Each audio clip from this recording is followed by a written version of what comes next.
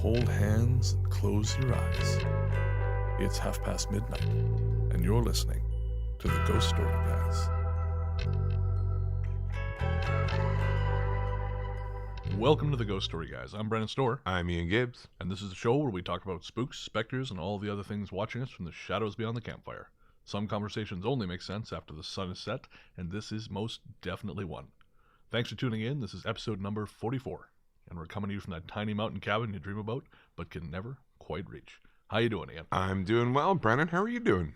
I'm good. It's been a busy, ghosty, writerly week. Yes. You have had, you've been working almost constantly with the Ghost Walks. Yeah. And then we had Barbara Smith's book launch and signing on, what day was that? Oh, I'm lost now. Yeah, I don't know. I think it was Tuesday. Yes. Yeah, that sounds right. Yeah, I did the introduction for her. That was really cool that I got to do that, actually. And then last night was... Book signing and reading with Shannon Sin, who wrote The Haunting of Vancouver Island. Yes, and that was over at Russell Books. Yes, it was. So, in the basement. Yes, well, I mean, they're not going to let us be somewhere where the customers can see us in the windows. I mean, come on. Good call. You know, I remember being at a restaurant once, and they sat us in the window, and then they moved us because they didn't want a bunch of uggos mucking. That's what would happen. No. I mean, they would do that with me, too. I'm not saying it's because of you. Oh, okay. They're like, whoa, why is Shrek in the window? That's right. Nobody wants that. You and Donkey go to the back. Pretty much. Of course, Barbara's thing there, you did the intro. And I cleverly got the idea that I would live stream it for our $10 patrons on the Instagram Live. How did that go? Well, it worked. Oh. But I tell you, my arm was so sore from just holding the phone up, and trying not to mouth breathe so loud that they heard me going. That was the hardest thing of all. I believe it. Oh man, but yeah, I do love those things. It's kind of fun. It's great because I'm not on stage. I can just hang back. When you're up there, kind of like wave my middle finger at you when no one else is looking to try and distract you. Yeah, I do. Which you do, which is super helpful. I try. I want to help. Oh, I did an interview in a graveyard. Which sounds like more my business than yours. Yeah. It'll go on CTV next week, I think. You're going to be doing live radio on Monday? On Monday, and I recorded a podcast for the news channel CFAX here on... Oh, that was also on Thursday. Holy shit. And that'll air Sunday. You're going to be logging some hardcore Netflix time come Tuesday. Oh, yeah. Or I guess Wednesday. Well, no, after Wednesday, because I got to do Ghost Walks on Wednesday night. Oh, of course, because Wednesday's Halloween, not Tuesday. Wednesday's Halloween. Right. So, yeah, no, it's definitely a busy time. But that's okay. That's okay. It's once a year. That's it. That's why they pay the big bucks. Sleep when you're dead. Or not, according to the stories we write. Let's hope. Otherwise, we've been wasting our lives. Imagine that. You face the big final goodbye, and it's like, oh, no, nothing's happening. No, that's it. Lights out. The last thing you think, shit. Yeah. I saw a cartoon like that where it showed a baby, and then a man, and then an old man, and then he's lying there dying, and all he says is, well, that sucked. I feel like no cartoon is more emblematic of your attitude towards life. Just yeah, true. That sucked. Oh, well, that sucked. That wasn't what I was expecting. I was expecting more. Yeah. Jesus Christ. Well, I am excited for today's show. This is our big Halloween show. Yes. And we have listener stories. Which are the best. And I think we have enough listener stories. We're going to have one more episode coming up in probably November or December. Wow. Well, I guess it would be either, because those are the months that are coming. Yeah. I'm very clever. Thank you. Do you know what day it is right now? I don't. It's... Yeah, okay, now I remember. Oh, okay. Because yesterday was... Yeah. Fuck you. Don't you mock me, Gibbs. I have no life. I just do Ghost Walks every day, so whatever. That's it. I've been just weeping softly into my pillow. But yeah, no, as I say, we're going to have one more listener stories episode before the year is up. Yeah. And I'm looking forward to today's because we actually have a couple from around the world. Oh, cool. One actually from Oman? Oman, yeah. I think it's Oman. The country of Oman, and we have one from Northern Ireland as well. Wow. Yeah. That's nice. It's very cool. Ghost Story Guys goes international. Exactly. Yeah, I don't know. I'm still on that watch list. Before we get to the stories, I want to mention our musical guest. On this episode, we're going to have the track There Are No Answers from Hexagram. And that is the second single from their upcoming album, Crystal Lake, which I'm told is in the process of being finished. Excellent. I was talking to Steve yesterday, and he said he expects to be finished soonish. Excellent. He won't be pinned down to a date. Damn it. No. True artists are never pinned down. That's to a exactly date. it. That's right. But no, I'm excited for this track. I picked this one to finish Halloween with because it's got this incredible mournful sound at the end. Cool. So I'm looking forward to playing that for everybody. All right, so coming up after the break, listener stories.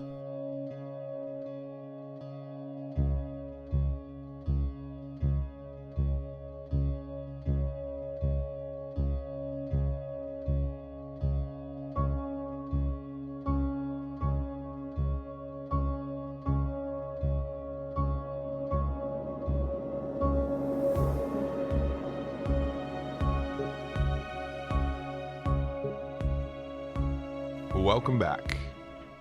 Before we get started on the listener stories, Brennan, we talked about everything I've done this week.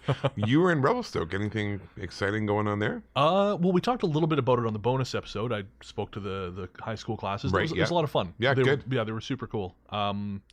It was kind of neat for me because I was able to sort of use my stories in the book and stuff as kind of like a jumping off point to talk a little bit about some of the shit that I wish people had talked to me about in high school, like depression and drinking. Because again, I didn't drink in school, Right. but my depression really took hold as when I graduated. Right. And I drank a lot. You know, like a self-medication kind of totally. thing? Yeah. I mean, I remember being in my apartment. You know, I lived above the store I worked at, and I would just sit there and drink vodka, straight vodka, just for. Jesus. Yeah, I know That's not good. No. How did you turn into a 45-year-old divorced mother of 3? Just luck. Just luck. Genes. Revelstoke will do that to a man. Exactly. But yeah, so it was kind of cool to use that as a jumping off point to Yeah. sort of explore some other things.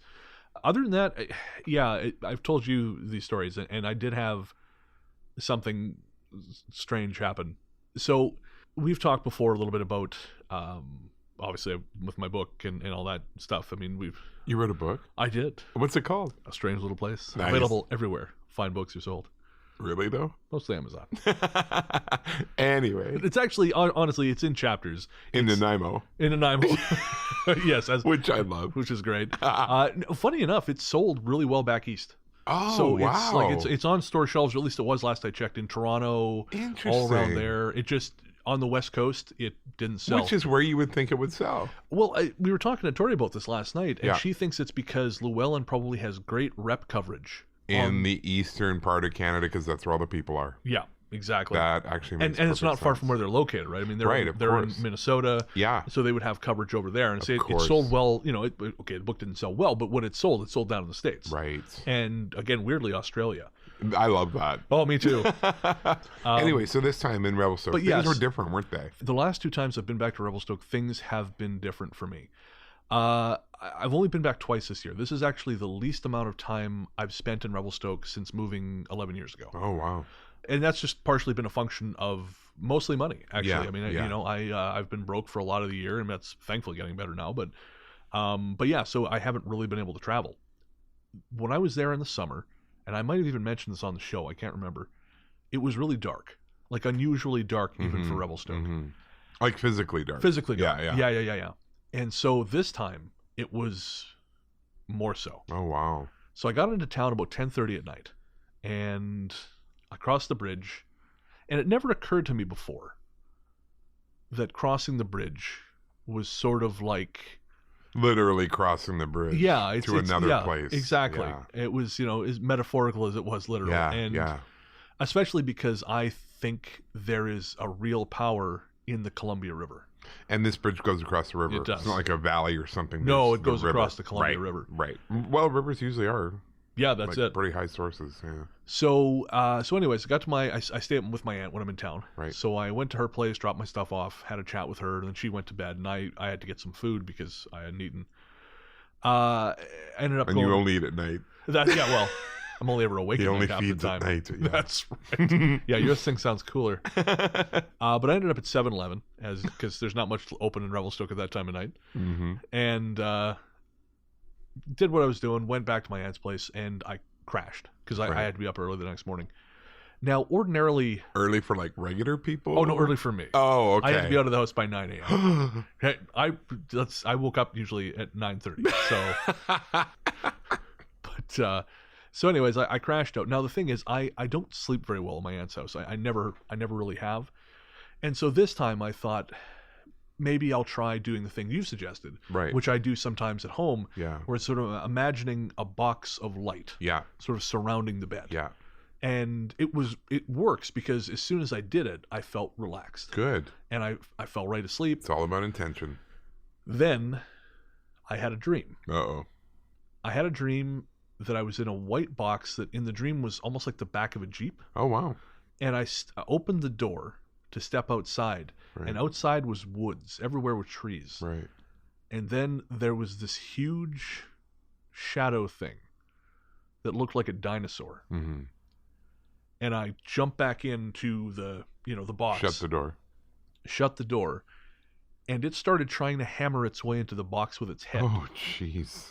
And the box deformed, and holes were created, but not big enough for it to get through. Right. I was still safe. Yeah. But it was repeatedly ramming its head into this box, wow. Trying to get in. Like break the white light. Yeah. Wow. So I woke up at, say, 3 a.m. Terrified. 3 a.m? Yeah, exactly. Oh, no. Terrified. Yeah. And I thought, well, fuck this noise. So I was awake for a while. Yeah. The next morning, I woke up. I was heading into town because my aunt lives a little bit out of the city center. Right. And I sort of spoke out loud. I always find myself talking to the mountain. Right. When I'm doing this, and I said, "Look, man, if you want to talk, you got to dial it back. Right. Because this shit is not on. No. That is not okay. No, that's really scary. So the next night, I went to bed, and I left my phone. I left a movie playing on my phone, like television playing, right. Just for something. And I did the box thing again. Right. Well, that night I dreamed I was in a hotel room, a white hotel room. Oh, again with the white. Yep. Oh, wow. Doors closed, windows closed. Yeah. And there's a movie on the television. Right. All of a sudden, someone starts knocking at the door. Right. Just a regular knock? Just a regular knock, but something in the dream, I became very afraid of this. Right. And I thought, I don't think I want to open this. Sure. Well, then, when I wouldn't answer the door, the phone started ringing. Right. In the dream. And so the phone is ringing, and there's a knocking at the door, and I was really afraid. Woke up again, same time. No. Thinking, oh man, this is because I move a lot when I'm in Revelstoke because I'm not there for long, and I have a lot of people to see. Yeah. I thought this is not gonna go well because I need to sleep. Yeah. So. And it did dial it back. I guess that's a plus. Yeah. Well, the next night was totally clear. Right. And I slept. But then the night after that, it turns out a friend of mine happened to be passing through town at the same time. Oh, cool. She doesn't live there anymore, but we both grew up there. Yeah. So we met up, and then she actually, I went and picked her up. She came over to my aunt's place, and we sort of chatted while I was doing laundry and packing. And about 11:30, it was time for her to go home, so I took her home. Now, the last few times I've been out in Revelstoke, I don't go out by myself at night for long. Right. And that's not like me. No, I know. But the last couple times, the night is so dark, and you feel very alone when you're out by yourself. It's so oppressive. I thought, what's that? It's oppressive. It is oppressive, yeah. So, and I especially do not go down to the Arrow Lakes. Okay. And now in my book, there's a lot of paranormal stuff from the Arrow Lakes. And the Arrow Lakes are what the Columbia River feed into. And as we've discussed, the river's very powerful. Yep. So I dropped my friend off, maybe 20 to 12, and I got out to give her a hug. I was just getting back in my car when this voice out of nowhere says, "Hey, you should go drive down to the end of the Arrow Lakes Road. Just see what it feels like." Right? It's like, come into the house. I have more candy. Exactly. I'm not falling for that again. Again. Yeah, well, fool me once. I said out loud, and hopefully my friend didn't hear me. She doesn't listen to the show, so she's not going to know. There you go. I said, "Nice try, buddy." Right. And I got in the car, and I started driving back to my aunt's place. Well, the thing with that is, again, every other night when I was out at all, which, I did 2 hours live radio for my show. I did 2 hours live radio for Jim's show. Yeah. So I was out a bit at night. Yeah. But I would immediately go home. Wow. And I would take the same road, which is called, funny enough, Victoria Road, which goes along the back of town. Right. And it's very well lit, and it's the busiest road in town at night. Right. So this time, for whatever reason, I got it in my head, I'm going to go take pictures. And I stopped along the way to take pictures. And then I thought, maybe I'll go for a little spin. And there's one particular road which I've had my own experiences there, and people have told me it is cooler than other parts of town all the time. Oh, wow. So I believe this road is a thin spot. Right. I drove up and down this damn road twice, which is, again, not something I would ordinarily do. No. It was like I was just doing shit risky shit that was out of character for me. Yeah. So then finally, I sort of thought, what am I doing? I was taking pictures. I thought, this is stupid. I'm going home now. And again, the voice kind of popped into my head and said, you should go this way. And this way goes through sort of the part of town closer to the river, which is very active. Yeah. And again, I thought, what am I doing? No, fuck this. I'm going home. Yeah. So I took Victoria Road, went home. But that wasn't the end of it, because I then got to my aunt's house. Now, my aunt's asleep. Yeah. And from upstairs, I heard a very loud humming sound. Right. And I thought, is the washing machine still spinning? Because I thought that finished before I left. Right. Then I thought, no, my aunt must have put my clothes in the dryer for me. Right. So I go upstairs. And now at the top of the stairs are the French doors that go into my aunt's room. Right. And usually she sleeps with her television on, so you can see in through the frosted glass the lights. Yeah. That was off. Laundry room's right next to me, so I open it. Both machines are not on. Oh, no. I hate that. Yeah. It's like when you're like, that must be the cat. And then you realize the cat's sitting right beside you. Yeah, exactly. Yeah, I know. And that's when you say, it must still be the cat. Yeah. That's exactly what I do. So now my room is behind me. Mm-hmm. In front of me is about a 20-foot long hallway. Right. At the end of which is a bathroom to one side, a spare room straight ahead, and my uncle, who has been passed about 8 years, his office on the right. Right. The humming is coming from that office. Oh, no. There's nothing in there that hums. Oh, no. Maybe your uncle. Well, maybe. The best way I can describe it is like an electrical transformer. I started walking down the hallway. And towards it? Yeah, that's the thing, right? Wow. And then I stopped and I caught myself and I thought, what the fuck am I doing? What am I doing? And again, I got this notion in my head. I'm supposed to check this thing out. Nope. That's exactly it. I went in my room, closed the door. I must have at some point, I think I did the white light thing, but I passed out. I don't remember going to bed, right? But I assume I did it. But apparently, and I say apparently because I don't remember doing this, I woke up at 3 a.m. No. And tweeted, because what do you do when you're in mortal fear? You tweet a fucking joke. I don't generally, but well, that's more your thing. We'll get you there. I tweeted, now I'm trying to remember here. I believe it was, weird noises from empty rooms remind me why I like sleeping in hotel rooms and bachelor pads. And you don't remember writing that? But obviously I woke up at 3 a.m. still hearing something. Wow. And thought, nope, I'm going back to bed. Glad you got some sleep. Yes. and you're not dead. Yeah, that too. When you woke up in the morning, no sounds. Nope, nothing. My aunt didn't say anything. Wow. It was fine. And what's interesting is when I was talking to the kids, especially the Communications 12 class that was actually studying my book. Right. I said, Revelstoke is darker than it used to be. And a couple of them perked up and went, you're right. Oh, wow. It was like they didn't realize. Yeah. And what's interesting is I was talking to a friend of mine. They were in Revelstoke about a week before I was. Right. And they saw their first ever shadow person. Oh. Downtown. No. Yeah. In front of the high school at night. They were out for a walk with someone else. And they looked across the field, which is, of course, completely dark. Yeah, yeah. And they saw, standing next to this garbage receptacle, and in Revelstoke, the garbage cans are actually garbage bins. Okay. Because of bears. Right, of course. So this shape is standing next to the garbage bin. And they're backlit by the high school. So my friend thought, maybe that's... I can't make out their features because they're backlit. Right. They looked away for a second. When they looked back, it was gone. Oh, Jesus. And there was nowhere for it to go. Yeah, no, not cool. No. So that was weird. And I, again, I'm honestly in no hurry to go back. Really? I'm really not comfortable. That's a first from you. Yep. Yeah, and I got friends there, I got family there, and I know it sounds a bit daft, but I just don't know how to interpret what it is I experienced. Well, I think you have to listen to that. You know what I mean? Like I always say to people, go with your gut. If something feels not right, there's a reason. There's a reason. Yeah, no, absolutely. Yeah. And then that wasn't quite the end of the weirdness. Oh, wow. I don't know if I've talked about this before. I think I have. After comparing notes with a friend of mine at different points over the last couple of years, it's occurred to us, that we dream about the same parts of Revelstoke that are not really there. Oh, whoa. So we both dream about a road down south of town that winds up through the mountains and sometimes floods. But that's not actually It's not really there. Wow. Was it ever there? No, not that we're aware of. Interesting. Because the road down south is sort of lower. Right, of course. So, but in the dream, it climbs up to mountains. And the mountain? No, through mountains. Okay. Yeah, okay. like almost like a meadow up in the mountains. Yep. Like an alpine meadow kind of thing. Yeah. But again, sometimes it floods.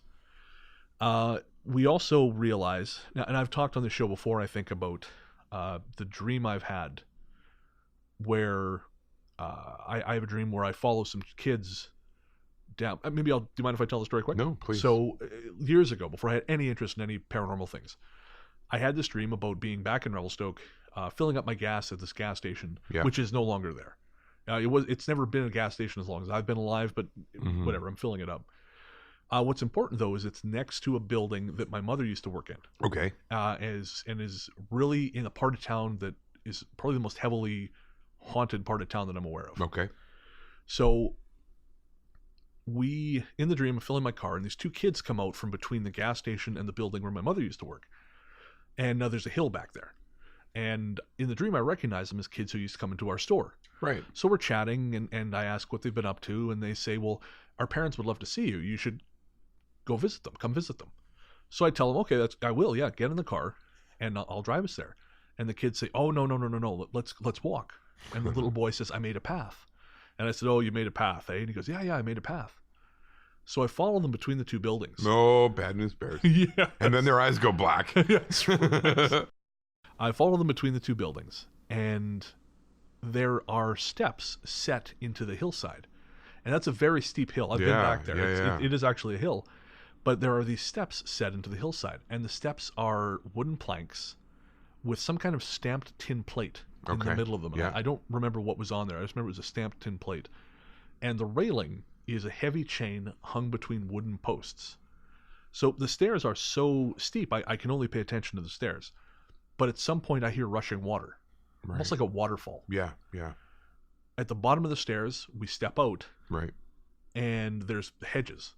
I step out from these hedges, and there's a dirt road in front of me. The kids are running off to my right. And I turn and look, and the road rises up to a bit of a peak, a bit of a hill. Right. But before that, there is a wooden bridge about 6 feet wide, or 6 feet, like 6 feet, end to end. Yeah. That's the width of the road, and it's made of these little slats of wood.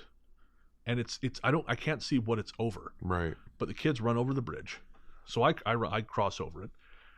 At the top of the hill, I see a man walk from one side to the other, and I think, I know him from somewhere. He walks from right to left. I can't remember where I know him from.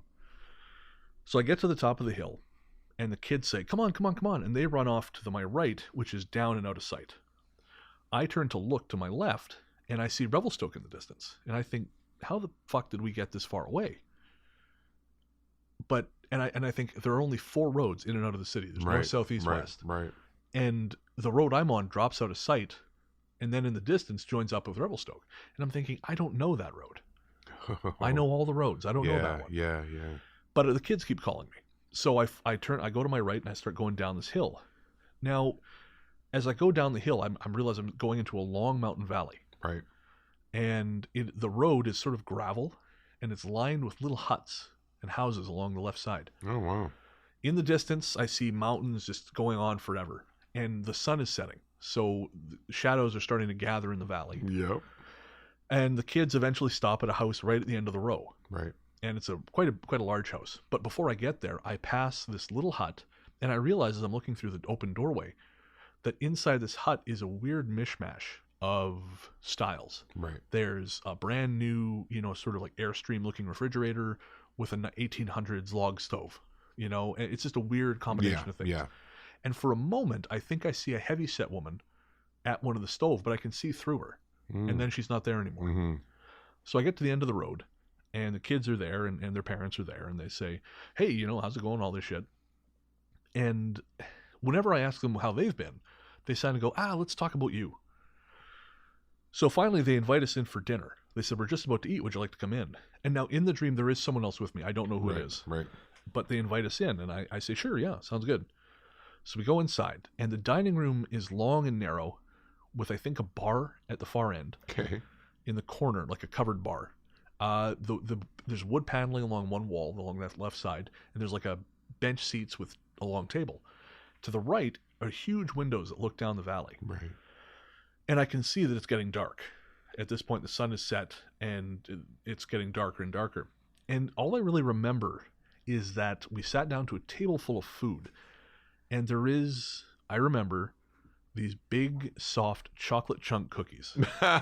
I love that you remember that. Well, I remember that because that's the thing I wanted to eat. Nothing else was really appealing to me, but those were there, and I thought, I want those. And they sat down to eat, and just as I was about to reach for a cookie, I got this feeling as though I shouldn't do that. Right. So I stopped my friend, whoever it was. I said, no. And the people didn't remark. They didn't say anything. They ate. We didn't. They never asked why. Wow. So after the meal was over, the next thing I remember is them asking us to help them move the tables because they had guests coming. So we moved the tables out of the way.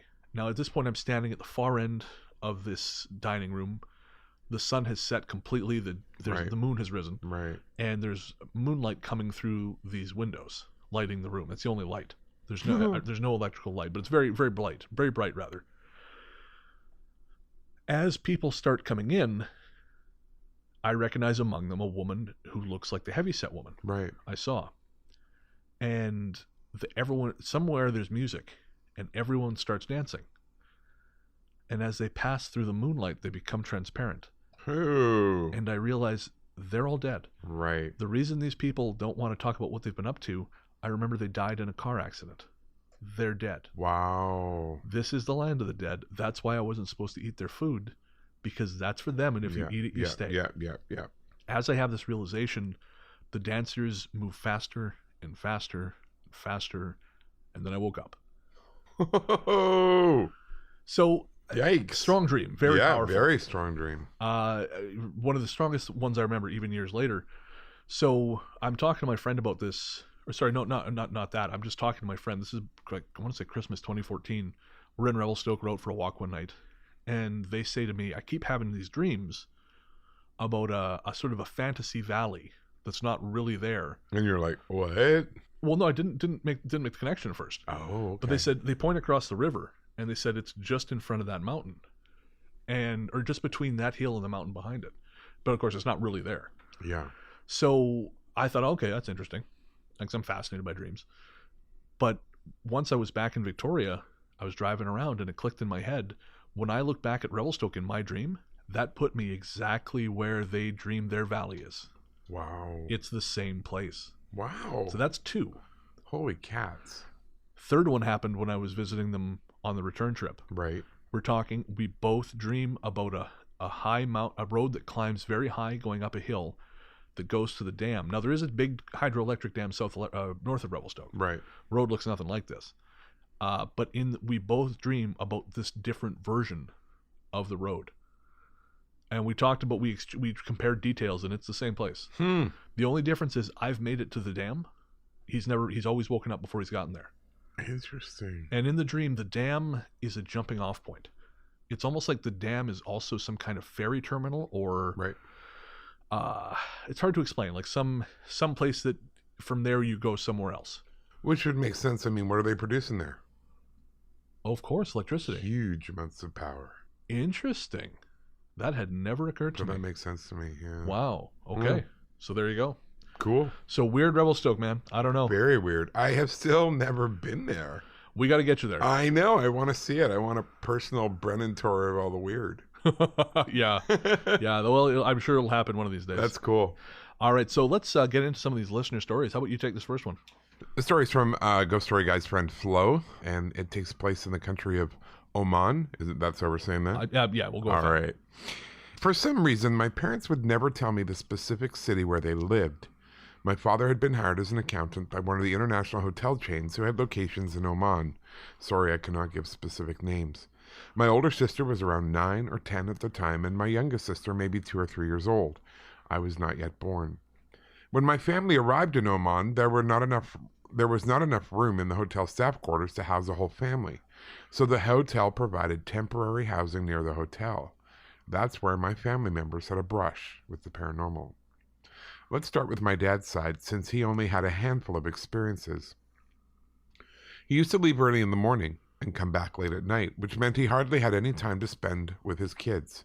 So when he arrived home, both of my sisters used to stick to him like glue, never leaving his side. They would even go with him during one of his few chores, taking out the trash at night. For some reason, the only sources of light were in the entrance-exit door to the house, and where the bin was, meaning the open space between the two was wide open and completely dark. So just imagine my older sister is holding onto one hand, my dad is carrying my middle sister in his arms and holding the trash bags. Once they exited the house into the backyard, my dad and my sisters would hear what sounded like gunguru, which are thick bangles with bells worn on your feet. The sound would follow from the door to the bin, basically where there was no light source. As soon as my father would reach the bin under the light, it would stop, but the hairs on my father's body would rise all the same. It happened every time he and my sisters would throw the trash out, but he never mentioned it to my mom while living in that house. He didn't want to scare her. My oldest sister had her story as well. One night, while sleeping in her room, my sister woke up to feel someone petting her head. At first, she thought it was my mom, since she usually got up to check on the girls. But when she asked my mother the next morning, my mother told her she'd never went inside her room, especially not to pet her head. The next time she felt her head being petted, my sister bravely looked up through the blanket to see what was in her bedroom. She saw the figure of a translucent lady in white, with red eyes, sitting close to her, petting her head. She froze and peed the bed out of fear. Yeah, I probably would too. Yeah, no, I would too. Even now I would. Years later, my mother mentioned to me that my sister would often pee in her bed, so I'm guessing it was whenever she saw the lady. If I was her age and saw red eyes, I would pee too. Well, there you go. We're all in agreement. My sister never mentioned the lady to my mother while living in the house, but she did years later. My mother, on the other hand, had a few more encounters than all of them combined. One time she woke up in the middle of the night to hear a woman's voice reading the Quran. She said it was the sweetest voice she has ever heard, but at the time she shrugged it off and went back to sleep. When she discussed it with my father the next morning, he just mentioned that it might have been a neighbor listening to the TV. She argued that it was the middle of the night, and the neighbor had work in the early morning. However, they both eventually just brushed it off. On another night when she heard the sound, my mother was brave enough to lift her head to see where the sound was coming from. She saw a white figure sitting on her balcony reading the Quran. My mother went right back to sleep. There was a pool near their house, and often my sisters swam there. When they would go to the pool, my mom would leave the front door wide open for airflow. She felt safe doing this because the door was always visible from the pool. One time, one of her neighbors asked her if anyone else was in her house. My mother told the neighbor that my father was at work, so there was no one left to be in the house. The neighbor then told her that she swears she saw the white figure of a woman standing near the door watching them. This scared my mom because she'd been ignoring her late-night encounters, and now she could no longer do that.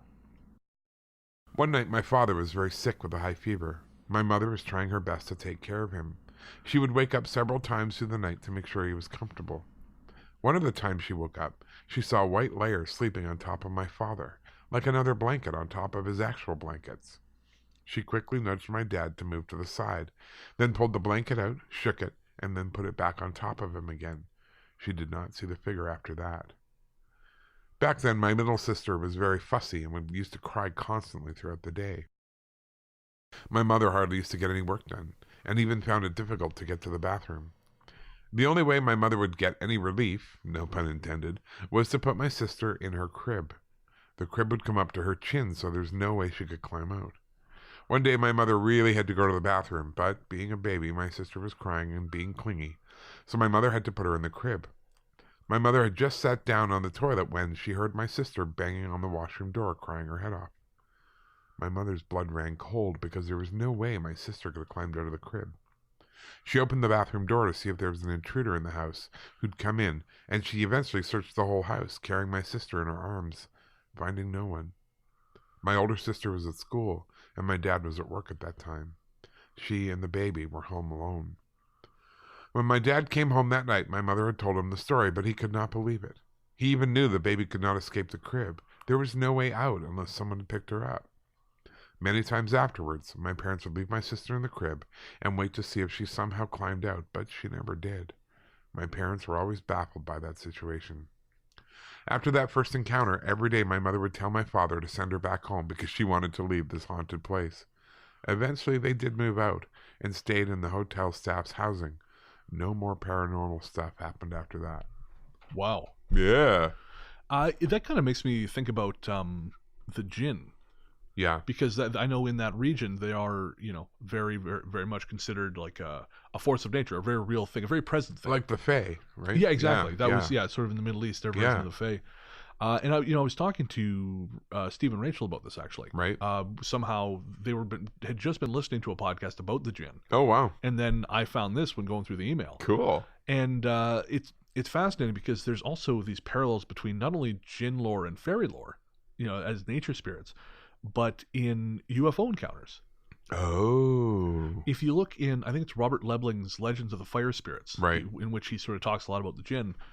If you look in that book, he talks about Kaf, which is where the genies or the jinn are said to live. Okay. And it's sort of a city, and it's like a city in the clouds kind of thing. Kind of, yeah. It's like a ring of mountains around the earth. Right. And the people there often, the jinn are sometimes seen in places where the jinn are being seen. They're sometimes seen without clothes. They're like men and women, but they're not. Classic. Nudie jinns. If only. If they're good looking, I'm over. I'm all for it, man. Bring it on. But so, and what's interesting is there was a UFO encounter that John Keel documented in the Mothman Prophecies, where a young man was taken away, and the place he went to, everyone was naked. Oh wow. And they also talk about, they have this script that is sort of it's believed the jinn have this script which is a combination of all these different sort of Middle Eastern and kind of Asian languages. Yeah. Well, a common experience of abductees is a language that they cannot identify but looks foreign, vaguely Asian. Oh wow. Yeah. That's cool. I mean, even my own dream, when I saw those panels which was sort of hiding the creatures from me, it had that vaguely Asian script along the edges. Wow. So it's that's cool. It's sort of suggestive that this is all closer, part of something bigger than we think. Yeah. And we're with you guys. If you're out there listening, we're on your side. That's right. Don't fuck with us, please. Ooh, insurance policy. Yeah, exactly. And funny enough, this story, the next story we've got from Jennifer, has something very similar. Yeah, it does. I had never planned on telling this story because if I hadn't lived through it, I wouldn't have believed it. I've kept this quiet for coming up on 17 years. Recently, when I listened to Brennan's story about Pennsylvania, it caused a sinking feeling I haven't had since that night. I get that a lot from people. What, I heard your story and now I feel sad? Yeah, I heard your voice. Now I'm sad. I listened to the episode several times trying to pinpoint exactly why it had such an effect on me and came up with nothing. That night, the dreams described below started again. I don't know what the connection could be beyond fear and the power of suggestion, so that's what I'm assuming it is. A good friend of mine growing up had a haunted house in upstate New York. His parents were also the parents that were out of town a lot, so we spent a lot of time there. I always thought that his house being haunted was some next level gag he liked to play on people and just thought he was full of crap. We were 17 and there were 5 of us in the house. We weren't drinking or doing drugs. We were far too goody two-shoes for that. We were studying for a civics exam in the dining room before taking a break to ransack the kitchen for dinner. I went to sit by myself in the adjoining living room. The room was dark except for the light coming in from the kitchen. I was sitting on the couch and noticed 2 small red lights over the TV. Uh-oh. I thought they were from the cable box, but something about them was weird. I tried to focus in the dark to see where the lights were exactly coming from. I thought maybe it was a reflection from the painting on the wall over the couch where I was sitting, but when I turned my head to look, the painting was a matte, not reflective. At that point, I still wasn't just grasping what I was looking at beyond it not being normal, as a sinking feeling in my gut slowly kicked in. As I continued trying to focus on what electronic was making these lights, the 2 red lights elongated just enough so that there was a dark pink eye around each bright red light / pupil. They stared directly into my eyes before the corners upturned ever so slightly, as though a face I couldn't see was smiling. Not cool. No. Then the eyes slowly, deliberately closed and were gone. I wasn't scared right away, but I was in dumb shock. The whole thing took maybe 30 seconds, but it felt like forever. My friend who lived in the house stopped short in the kitchen doorway and asked if I was okay. I shook my head no, and he started to walk in the room. That got a yelp from me. I yelled something like, "No, the light!" I was so scared I didn't even sound like myself, which brought everyone else. He turned on the light and there was nothing 2 inches to the right of the cable box. Oh, no. There was nothing reflective there, and we spent a good hour trying to find a way to recreate those lights, even though in my gut I knew I had seen something no one should. I never went back to that house, and I lost contact with my friend when we all scattered for college. Those eyes haunted my dreams for years after that, and still show up every so often when I sleep. I'm generally not a believer. I love ghost stories for the stories, but that night will always haunt me. And I'm not a person who thrives on theatrics. My own husband has never heard this story. It feels wrong to talk about it, but here we are. Wow. That is deeply affecting. Yeah, it would be. Absolutely. And quite different. Oh, yeah. It's quite different. But the similarity of the red eyes with the Jinn story really make me think about, again, some sort of, maybe what we call the Jinn and aliens and all this stuff. They're sort of like a sideways people. Yeah. They live in a different side. Next to us, but we can't see them. Yeah. And they can see us. Yeah. But we can't look back. So you think a Jinn was just messing with her? Well, yeah, whatever you want to call it, like a sideways person. Yeah. Was messing with her, or maybe just happened to be passing through and was watching her. I mean, or maybe they do like fucking with us. Yeah. You know, it could be. I mean, we've talked before many times about entities that feed off our emotions. Yeah, absolutely. So who's to say that this thing is not doing the same thing? Yeah, right? absolutely. So I'm not sure. It's fascinating though, and that it feels wrong to talk about it. Yeah, is interesting, and I'm really glad you powered through this. Yeah, to tell us, because that's how I felt about my Pennsylvania story for a year, maybe longer, maybe 2 years. Yeah, I didn't feel like it was safe to tell someone. Wow. And I feel relieved now that it's out in the world. Yes. And I was, even when I was telling it, I kind of felt like something bad is going to come from this. Wow. And I told it anyways because I thought, well, fuck it, let's see what happens. Yeah. But nothing has. But it certainly is better having it out of me. Absolutely. And I get that. maybe there is some value to it, because if it's sort of encouraging other people to come out with the things that are upsetting them, maybe that was the whole point. Absolutely. But Jennifer, not her real name. She asked us not to use her real name, but Jennifer, thank you for sharing that with us. And I actually did email her back recently because I think this just came in. Yeah, it did. And so that's why I included it. Most of these stories sort of came in the summer, but I wanted to include this one because of the similarity. But I actually emailed her with an excerpt from that Middle Eastern story. Oh, cool. Just to say, you're not alone. Other people have seen this. Yeah, that's cool. I don't know. Maybe that's not comforting. I don't know. It occurred to me after I sent it. Maybe that's not comforting. It's like, it wasn't the cat. Yeah. Sorry. Our next story is from Courtney. I just want to start off by saying I love the show. Yay. Hooray. I'm a 22-year-old mom of 3 who is obsessed and terrified of the paranormal. I've grown up in a Christian family, the normal around Birmingham, Alabama, but strangely, most of my family is very open to the paranormal. I can remember plenty of stories of my aunt seeing a ghost during her hospital stays, and my mother always blaming random things falling and lights flickering on ghosts. My father was a strict man, not one who was too open to showing affection, and felt like children were supposed to fend for themselves emotionally. But not long after his grandfather passed away, he started letting me sleep in the bed with him and my mother, because I woke up every night crying over a man in my room. I was 7 at the time, and very aware of the paranormal, but never experienced that for myself. My mother reassured me that the man was my grandfather, but I knew it wasn't. My grandfather was a kind and loving man, and this spirit was dark and scary. I guess this spirit wanted something from me, because after only one night of peace, he started appearing in my parents' room. Only now he wasn't so much a shadow, but he had features that showed ever so slightly and got more pronounced each night. It got to the point where I was afraid to fall asleep at night because I knew he would wake me up and be closer than the night before. The last night I saw him, I woke in a sweat, and there he was. He was extremely clear, so real that it made me uncomfortable. He was above me in the bed, just smiling, but it wasn't a kind smile. I shut my eyes as hard as I could, hoping he would go away, but every time I did, I could hear a voice. I'm assuming it was his, telling me that that wasn't going to help and that he wasn't going away. He didn't speak when I looked at him, only when I tried to close my eyes or hide under the covers. It was the strangest, most terrifying experience of my entire life. I felt as if this went on for hours until my body finally gave up out of exhaustion and fell back to sleep. The next night I explained this to my mother, who was shocked, and I could tell she thought I was making it up. It was dismissed, and everyone went about their days like nothing happened. About an hour before bed, I was laying on the floor with my grandfather's quilt when I felt the sensation of a warm hand rubbing my back.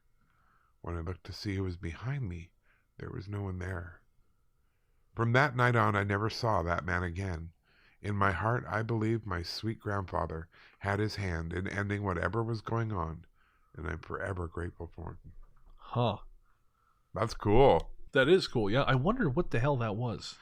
You know, I've heard stories about ghosts who slowly, over time, become more and more clear. And I think that feeds into the theory that they are trying to take something. Right. And I wonder if that's why they appear to children, because they're easier to frighten.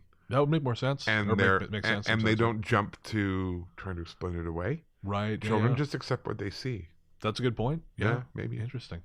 Well, thank you for sharing that with us. Sorry, what was your Courtney. name? Courtney. Yes, thank you. This next story comes from Jaden. I don't really know where to start this off, but I wanted to share my story with you guys. I've been a listener for a little while now. My boyfriend actually has Ian's book. Boo. Boo, Ian's book. Obviously, man of good taste. Well, sure. Anyways, I haven't really talked about my experiences with anyone until maybe the last year or so. I've always been into the paranormal, ghost, and even spirits. I've had plenty of encounters and small things happen over the years, but again, I've always kept it to myself in fear of no one believing me. I know what that's like. Yep. As kids, my sister and I had a Ouija board we never really thought anything of, and oftentimes ended up playing with it with friends and joking around. Yeah. When I asked my mother a few years ago where it came from or where she bought it, she didn't really have an answer. I remember her saying, "It's just always been in the family." That creeped me out. The Ouija board we have is an old school one and is in pristine condition. I get chills just looking at it. Now, I don't know, in fact, that this has anything to do with my experiences, but it could contribute. My family has lived on Vancouver Island my whole life. My parents rented for a few years before deciding to buy a house in BC around the time I was 2. They bought the house foreclosed and over the years have renovated it completely. The house is a 3-bedroom rancher, and at the time of purchase only had 1 bedroom until later on, when they added a second bath and a new master suite. The original master bedroom was at the front of the house, and always seemed a bit strange to me. As a kid, my bedroom was across from my parents', and I remember always having to sleep with the door open. As a kid, and to this day, I've always had to sleep with music or TV on because the sounds in the dark scare the fuck out of me. I'm right there with you. Fair enough. I have a noise machine. I get it. Yeah. I know that may be a weird statement, but hearing things and not knowing who or what is making the sound freaks me out. Nope, again, we're right there with you. I've always had trouble sleeping, too. It may seem strange, but I felt vulnerable, and have never really figured out why. I remember nights where I couldn't sleep or I was tossing and turning, so I asked to sleep in my parents' room. One night I crawled into bed with them, again tossing and turning, before realizing that their bedroom door was still open. I looked down the hall and felt extremely uncomfortable, like someone or something was watching. Again, this is strange because I usually sleep with the door open. As the years went on, there were other minor experiences. For example, our downstairs, which is really only 2 steps down, it was a rancher, was our movie room / hangout area, and often I would fall asleep on the sectional. On those nights, I'd wake up terrified, staring at the coat rack, which would have a full-figured shadow standing there staring at me. Or someone would be sitting in the computer chair, slowly turning around. I tried to make sense of it most of the time, saying it was my imagination or that my brain was making shapes out of nearby objects. I'd try to brush it off and would usually just fall back asleep. Just a side note, I listen to your podcasts about the different kinds of dark, and that hit me hard. Still to this day, if I'm in the house alone, I make a trail of lights to get what I need, and then make my way back to my room, shutting each light off behind me so I don't have to be in the dark. I have literally done that. Oh, sure, yeah, no, yeah. The flashlight on my phone is, I saved my life, I swear to God. I never thought of using that. Oh, it's fantastic. Yeah. After a while, I got used to it all, until my parents added the addition and turned the old master bedroom into my room. Oh, no. This is when things started to really pick up. Figures. The room had such a sad, eerie vibe to it. When I first settled into the room again, I immediately had to start sleeping with the door closed because I felt like someone or something did not want it open. One thing that hit me as strikingly odd was how cold the room was. You'd walk into the room and it would be way colder than the rest of the house, or you turn the heat on slightly and it'd be boiling hot. I remember in the winter the room was so cold I couldn't sleep, so I turned the thermostat up just a few degrees, and less than an hour later I was awoken sweating and fighting to breathe, it was so hot. Wow.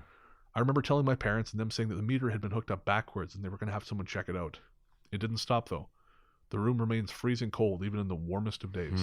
I hated sleeping in it, but I was too scared to tell my parents. There were some nights more active than others, but again at this point I just was used to it. I remember a few times hearing heavy breathing start from one corner of the room and move right next to my ear. It terrified me, but I didn't want to see who or what was causing it, so I snuggled back into my blankets and would nod off to sleep. Sometimes shadows would appear right outside the window on the deck, just peering through the slightly open blinds. I'd find my stuff moved all over the room or things missing or just random trinkets in the middle of my room with no explanation. There was one night in particular that still haunts me to this day. I remember sleeping in my room and randomly waking up late in the night. This isn't unusual, as I've mentioned, but something about this night seemed different. I remember the room being dark, but it was more than just dark, it was heavy. I tried to reach for my remote to turn my TV on, but it wasn't working. I felt uneasy and definitely uncomfortable, so I just laid there silently, hoping I would nod off. That was not the case. Oh, no. The breathing had returned and it was right beside me. Not good. No. This time it was accompanied by a deep, slow, almost sinister laugh. Not playful or funny, but evil. I didn't know what to do. I was unable to move and my heart was beating faster than ever. I remember telling myself it's nothing, you're just tired, and I forced myself back to sleep, but it was the worst sleep of my life. After that night, things continued, but nothing ever quite so serious. A few years later, I moved out on my own and have been here ever since. My parents still live there and seem to be happy. When I packed up and left, I took the Ouija board with me and still experienced the occasional encounter here and there, but nothing that made me feel as scared as I did in that room. To this day, if my parents ask me to house sit, I leave that door closed and avoid the room at all costs. Recently, I had my boyfriend spend the night with me there. He had been to the house before but never spent the night. We watched some movies, had a relaxing evening, when we decided to go to the bedroom. He had mentioned he wanted to sleep in my old room. And with hesitation, I agreed, thinking to myself, well, if he's with me, at least it won't be too bad. It was only about 5 minutes in before the shadows on the deck appeared and the darkness returned. To my surprise, my boyfriend noticed it immediately and asked if we could sleep in a different room. We didn't say much, but we both knew there was something off. I hadn't told him about any of my previous experiences. The next day, we returned to my house where my boyfriend said to me, I didn't want to say anything and I don't know if you saw or felt it, but there is something off about that room and that house. I then explained everything and he said that even during the movie he could feel the heavy air and uneasiness. Wow. I was happy I wasn't the only one feeling this way. About a month ago, I finally brought all this weirdness up to my dad and his reply was, well, the room is at the front of the house, that's why it's cold. To this day, he won't acknowledge the fact that there may be more to the house than he wants to believe. Wow. I have it's a very dad thing to do. It is a very dad thing to do. I have two things to say about that story. Number one, I completely relate to that. You get used to it. You just start not even noticing it anymore. That trail of lights thing, I have done that repeatedly. Whenever I was alone in the house, what I would do is I'd have all the lights on up to the bedroom. I'd go into the bedroom, turn the last light out, shut the door, and I wouldn't come out till morning. Wow. Yeah. And the other thing, God bless this boyfriend, because the number of stories we get where these poor women are trying to tell their husbands, boyfriends, fathers about what's going on, and they get like dismissed. Yeah, babe, it's just your nerves, babe. Yeah, it's your ovaries making you crazy. You just need to calm down. There's nothing going on. It's your imagination. That drives me mental. And on a serious note, I can't imagine being married to someone who you go to them and tell them something that is scaring you or you're concerned about, and they just dismiss you as being foolish. Oh, yeah. It seems like a stupid horror movie trope, but it's a thing that happens. It's a thing. So this boyfriend, hero of the week. Yeah, kudos to you, brother. Yeah, absolutely. That's actually one of the few things I appreciated about the first Annabelle movie. I don't know if you've seen it. No. You're not missing much. Okay. It's fine. But the wife is having these experiences. She says to her husband, something is wrong. Right. And he says, okay, what do we do? Oh, good. And, it was shocking. He's actually open to going, okay, no, something's wrong. How do we fix this? Well, and even if you don't believe it or you haven't experienced it, your partner's going through something. Yes. Yeah, don't be a dick. Exactly. Just acknowledge their feelings. Yep. If you can't do anything else, say, I'm sorry you're upset. I'm sorry you're scared. What do we need to do to fix this so you feel better? That's the minimum level of care one should show to a partner. Well, one would think. Apparently, I'm wrong. Yeah, apparently, I am way over protective. You're too emotional, man. It's just your ovaries, Ian. Making you crazy. I guess that must be it. A burden I will bear as long as I don't have to bear children. Well, that's... Seems like a fair trade. Now I'm uncomfortable. Are you picturing that? You freak. Oh, I wasn't. God, I hate you. Well, I'm sorry it ended up there, Jaden, but thank you for sharing that with us. And keep us updated if anything changes. Yeah. Let us know if you're still listening. Let us know if you have any further developments. Yeah. There was something else. The different darks. Yeah. I've been in a house where I've turned on lights and you think you're using 20-watt bulbs. Oh, yeah. That is the worst. Yes. Because then it feels like there's just no escape. Yep.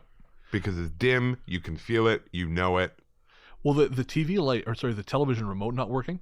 Yeah. That really fucked with me, because that's sort of like, for me, when I'm having these moments, you go for some kind of outside noise, some kind of outside interference. Right. And if you can't get it. I know. I mean, I remember having a time in my apartment a couple of years ago. This is, again, really kind of before I got into anything paranormal. Right. But I felt really spooked out by something. And so I thought, you know what? I'm just going to... turn the TV on and... Oh, well, no, actually, it was my phone. Oh, okay. I'm going to text my friend, just to reach out to the world. Make a connection, yeah. No cell connection.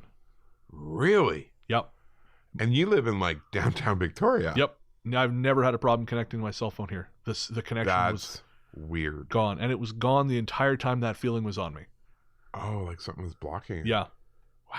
Not okay. No, that was... I've never heard of that. Yeah, and it was not something I care to repeat. Hasn't happened since. Yikes. But yeah, it was a really strange experience. This story is from our friend Lauren. I just recently found your podcasts and have been binge listening at night. Ooh, I don't know if that's a good idea. No. I've had various experiences throughout my life, more so since I sustained my brain injury almost 6 years ago. I have a theory about the injury messing with my aerial and allowing me to tap into a different frequency. I would totally agree with that. Yeah, I think that's a really interesting theory. I always wonder that when you hear about serial killers. You know, guys like Fred West, who had a motorcycle crash and was different afterwards. Yes. And I always wonder if that, I mean, obviously there's psychological impairment, and that's, I would say that's primarily it. Yeah. But I do wonder if it allows for something else. I've heard that before. Yeah. Where people suffer some sort of brain injury or head injury, and all of a sudden they're able to pick up things they haven't. It's interesting. Anyway, I'm just listening to episode 32, Death on the Road, with the disembodied voices helping people avoid danger, and it reminded me of a time when I was young and was saved from being knocked over. I'm from Manchester, UK, originally, but now live in Northern Ireland. When I was around 7 or 8 years old in the mid-80s, I was out with my mum going to the local shopping precinct, and to get there we had to cross a fairly busy road, which had a pedestrian crossing. You press a button, you wait for the lights to change, and the crossing beeps when it's safe to cross.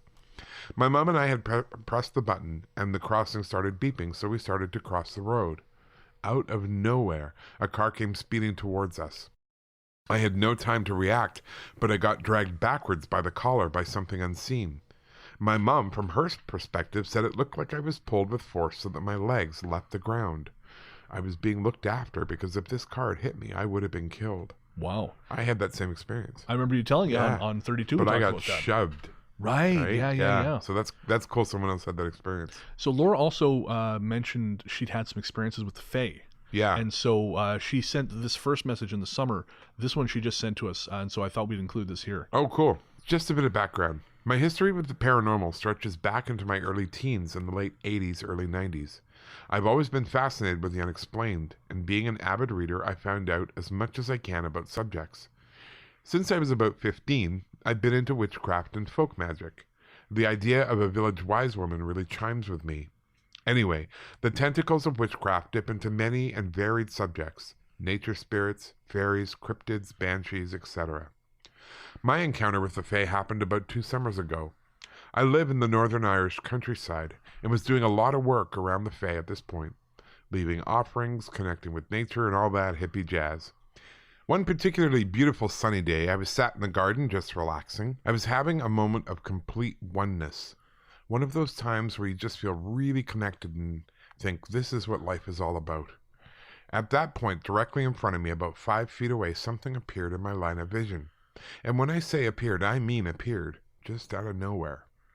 My brain did that thing of trying to make sense of what I was seeing by running through potential ideas of what it was. Is it a bird? No, I've never seen a bird like that, and it doesn't have a flight path into view. Is it an insect? I've never seen an insect that big. I was staring at this thing that was just hovering in front of me. It was approximately 6 inches long from top to bottom. And so it's huge. Shut up. Brown all over like the color of tree bark. There were 4 wings, but the thing that got me was I realized that it had tiny little human feet hanging off the bottom of its body. At that point, my inner dialogue just went, oh my God, it's a fucking fairy. And then I just burst into tears. I swear this sounds so unbelievable, but it really did happen. I don't drink or take drugs. I was totally lucid. It just hovered there until I acknowledged it, and then it shot off flying over the roof of the house. I ran inside and told my partner, who is also an avid paranormal fan. I just couldn't believe it. I'd been working with the Fae and felt this was a nod to me to tell me that I'd been heard. I've not seen anything like this since, and have moved house. So I need to work on reestablishing a connection to the land. I know what I saw was a stereotypical fairy, and that they come in many forms, but maybe it was shown to me in the form I could handle at that point. Another quick story. We have a friend who is an indie filmmaker, and he's making a documentary on fairy lore in Northern Ireland. So we took him to a fairy thorn that stands in a Neolithic stone circle close to our house. As he was filming, we were all just standing around chatting, and he came towards us quickly, white as a sheet, and said that while he was filming, he nearly got sucked into a tree. Ha ha, I know this sounds mad, but he's a level-headed dude, and said he felt like he got tunnel vision and felt like he was being drawn along a corridor and had to break away and run off. Over here in Ireland, they still build roads around fairy thorns instead of removing them, and there are plenty left in the middle of farmers' fields, so the legend of it being bad luck to chop them down still stands strong. Interesting. Yeah. Thank you so much for those. Very cool. Thank you very much. I mean, obviously, I'm fascinated by that subject, although we were talking about this with Tori last night. We will not be doing another episode on that subject. Nope. We had a lot of technical problems. Yeah. And like Luke said, maybe it's just sort of a coincidence. Yeah. And maybe it is. Yeah. But I'm not going to take that chance. No. I don't. Not worth it. No. No. No. If you're listening out there, good folk, we're on your side. We love you. We respect you. Absolutely. A great deal. Please stay away from us. Yes. This story comes from Rebecca, and I believe this is Rebecca who you met at the signing. Oh, okay. I believe this is the same person. Cool. In March of this year, I had something small but strange happen to me, and I wanted to run it by you guys to hear what you have to say about it. One morning, I was just laying in bed trying to wake up to get ready to go to work.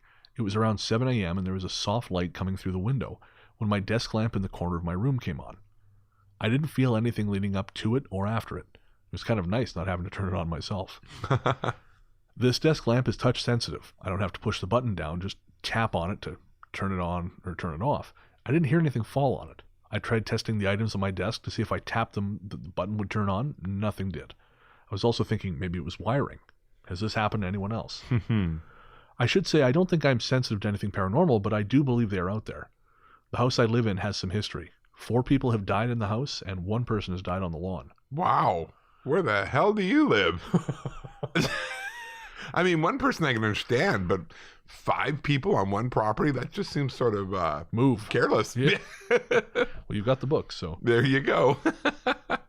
The 4 deaths in the house, only 1 you would consider violent, and none took place in my room. This house is owned by my Nana. She has lived there for over 25 years, and she has said nothing strange has ever happened to her. Over 10 years ago, my family had to move in for a few months, and that is when my dad heard the standard footsteps when no one said they were awake. I've never heard anything since I moved back there over a year ago. So I don't know if anyone has had similar experiences, but if you have, let us know. It sort of touch things turning on without you. Yeah. I mean, if it was, because I know sometimes I think about those, what do you call them, the taps. With motion sensors. Yeah, if it's a motion sensor, I could see that. They kind of go off sometimes. Exactly, but something that's touch sensitive seems a little strange. Well, because it needs that electrical impulse to do that. You complete a circuit. Oh, I thought it was a switch. No. If it's a touch light, you touch the outside of it, and it's the electricity in you that's completing that circuit. Interesting. Yeah, so it's not just, you couldn't like throw something plastic at it and it would turn on. Really? Yeah. Oh, it's got to okay. be a current. Oh, fascinating. Yeah, and thank you, Rebecca, for that story, and also for the book you gave me last night. Yeah, that's very cool. Really I'm looking forward to having a look at that. I went through it this morning a little bit, just skimmed it, and I'm like, God, these people were sad and terrible. Oh my Lord, the history. Really? How they ended up in Canada, and it's wow. Powerful stuff. I would think twice before living in that house. But you know what? Nothing's going on, which is such a great thing because it's had far more deaths than the average house. Right. And yet there's really, other than her experience with the lamp, no one's being tormented or hearing anything. Well, that's kind of cool. That's great. Yeah. Fantastic. Yeah. Well, thank you, Rebecca. Absolutely. Our next story is from Haley. You mentioned for listeners to send their stories via email. Yes, we do. All the time. We want them. Yeah, if you take nothing else from this, please send us your stories. Send us your stories. Love to hear your experiences. And I wanted to share mine. I will first tell you my personal experience as a kid before my New Orleans experience. I grew up Catholic, spiritual, not religious now, and always felt sensitive to spirits. I could sense their presence, but could never see them. That's exactly the way I am. Yeah. It was an instinctive feeling when the air felt it changed, and what I could only describe as a shift in the vibe or energy of the space. I believe spirits know I'm sensitive to them, and this has caused my experiences. Also, totally agree. Yeah. The first was when I was 7, after my grandfather died. He suffered for a decade with cancer and heart problems, which left him clinging to life until he passed away in 2002. My mother, who I also think is sensitive to spirits, was there when he passed in his room and prayed once he passed on. When she looked up from prayer, she was shocked to see a white and gold light, a bright orb she described, come towards her and then move out the window. At the time, I didn't know this had happened. After the funeral, we returned home from Pittsburgh to South Carolina, and after 2 weeks, I experienced my grandfather's spirit myself. It was during the night, and I was just falling asleep. I heard the sink downstairs turn on and figured it was my mom or dad getting a drink of water before going back to bed. However, it never turned off. I went downstairs to turn the sink off and felt there was someone there, looking at me once I stepped to the bottom of the stairs. I immediately froze, and then with a quick burst of adrenaline ran upstairs and down our second-story hall to see if it might have been my parents. They were both sound asleep. I heard something coming up the stairs and ran down the hall to my door, which I closed and locked before hiding under the covers. I was terrified. I didn't know who or what it was. I then heard quietly someone come to my door, and the door opened silently all the way to hit the wall. My door, regardless if I locked it, which I did, was hard to open. You had to push hard on the doorknob for it to open, which always made a distinctive sound. That did not happen. I felt the presence come into my room and move around. I was so fearful I became paralyzed. Then I had the courage to address it. I said, "Papa, if that's you, please put your hand on mine." I held out my hand from under the covers where I hid and immediately felt a hand placed on mine. When this happened, I felt a complete sense of ease and relaxation, which caused me to sleep. The next morning, I told my mom what happened, and she then told me what she had experienced. Crying and emotional, we knew that my papa had given us a final goodbye. Oh, that's really lovely. That is really lovely. I don't know if I'd been brave enough to be like, touch my hand. No, I don't know that I would have either. But at that point, with the door being wide open, yeah. What do you got to lose? Fair enough. The next experience I had was in New Orleans in 2016. I was on a summer vacation in June and wanted to see all of the French Quarter, Garden District, and some of the swamps. Based on my previous experience as a child with spirits, I knew New Orleans was notorious for paranormal activity. I wanted to experience this and decided to sign up for a ghost tour through the French Quarter. Our tour guide took us through the quarter and showed us various locations where popular hauntings and tales of paranormal activity were common. One of these was a restaurant called Muriel's in Jackson Square. Our tour guide told us that a previous tenant of the building had committed suicide, and many people around the area had passed on. She then told us that a spirit haunts the restaurant by moving objects and spooking the workers. They eventually gave the ghost its own table as a gesture of respect and to keep the activity down. They even have a section on their website about it. It's literally like in the about section. If you like hover over about, it goes about our restaurant, about our history, about our ghost. Oh, wow. Yeah, it's right there. That's awesome. She then showed us an alleyway connected to the restaurant where there was a single table with a complete setting. She mentioned that that was where the ghost spends most of his time. She let us then take pictures, and hearing the story of the sad tenant who committed suicide and wondering if he may be the one haunting the restaurant, I prayed and meditated, saying sorry to the man and hoping he could find peace. Everyone was taking pictures, and something told me to wait to take a picture. Everyone in the tour group had left, and then I proceeded to take a picture. When I did, I could not believe what I saw. Near the table was a face of a man looking right back at me. I was scared, but I also knew he'd let me take that picture. I looked up from my phone to the alleyway and thanked him, wished him love and peace, and carried on my tour. That trip changed me. I knew after that my experiences were reaffirmed, and spirits were 100% real. I believe they're all around us. We should embrace this truth and be in tune with what spirits can teach us. Huh. So both of our experiences were kind of amazing. Yeah, that's kind of a nice change. Yeah. I guess the face story was positive. Yes. Yes. That is true. Well, thank you for sharing that with us, Haley. Yeah, that absolutely. was really great. I mean, New Orleans is an incredibly haunted place. It's one of my goals to go visit and do a ghost tour. There in Edinburgh. Those are the two places I want to do ghost tours. Why Edinburgh? It has an incredible ghost tour. They do two. They do one of the secret tunnels or the old under the bridges tour where people did used to live and had a rough time. And then the Edinburgh Cemetery. Oh, okay. I believe that's the one they make you sign a waiver. Really? Because people get hurt. Good God. All the time in there. It's quite violent. Why the hell would you want to go there? Sounds cool. Of course. Well, I'm in a group. Right. And it's not a ghost hunt. I'm still not doing ghost hunts. Oh, okay, fair enough. Fair enough. It's and I love history. I love history. And I love graveyards. I've been to them all over the world, and I'm fascinated by the way people choose to remember their dead. Yeah, no, fair enough. So this will be our last story. This one is from Erica. Erica says, as I was listening to one of your episodes, something Ian said reminded me of an incident I have tried to forget or explain away. I'm not sure if it was a personal story of Ian's or if he was reading a story, but it involved pulling the covers up over your head when trying to sleep. So I thought I would share this story with you. Perhaps there are other stories that involve using a blanket to protect you. And certainly we've seen a few of those tonight already. Oh, and, yeah. I mean, we've talked about this in our personal experiences. Absolutely.